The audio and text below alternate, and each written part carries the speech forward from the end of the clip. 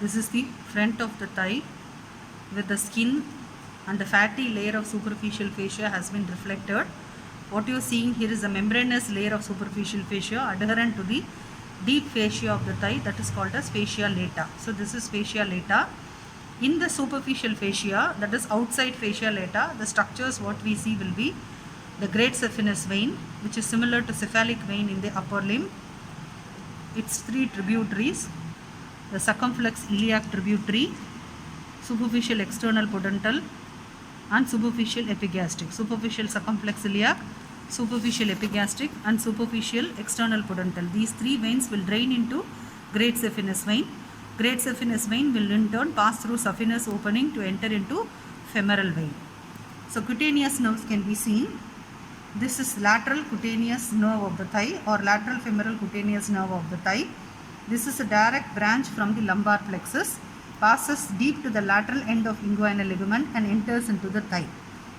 Sometimes it can be compressed deep to the inguinal ligament, leading to pain along the distribution of this nerve, which is called as myalgia paresthetica.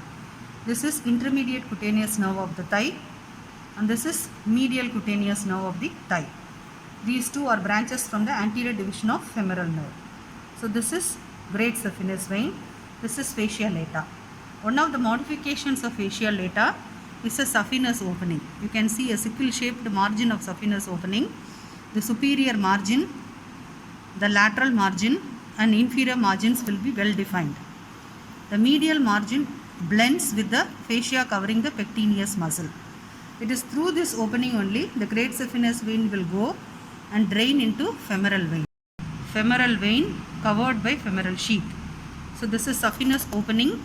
Superior, lateral, and inferior margins are well defined.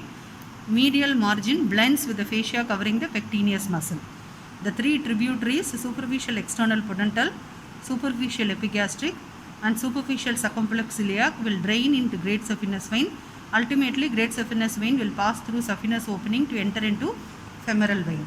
This is an inguinal ligament where the membranous layer of superficial fascia, the fascia lata, and the membranous layer of anterior abdominal wall will be adherent to the inguinal ligament. This line is called as Holden's line. This modification of fascia lata on the lateral side of the thigh, that is a 2 cm band, 2 to 3 cm band, is called as iliotibial tract because it extends from the ilium and goes up to the lateral condyle of tibia. This is called as iliotibial tract. It receives insertion of a muscle called as tensor fascia lata. So this muscle is tensor fascia lata. This can be traced close to the sartorius. So first identify the sartorius. In line with sartorius, there is another muscle also arising from anterior suprailiac spine, extending posteriorly across the iliac crest up to iliac tuberosity. That is tensor fascia lata. The muscle emerging between sartorius and tensor fascia lata is rectus femoris. This iliotibial tract also receives the insertion of, this is iliotibial tract. The muscle inserted anteriorly is a tensor fascia lata.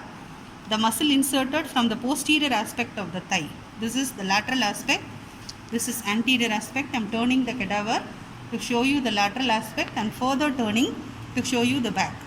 This is a gluteal region. So the superficial most muscle in the gluteal region is gluteus maximus. So the upper 2/3 of gluteus maximus is also inserted in the iliotibial tract.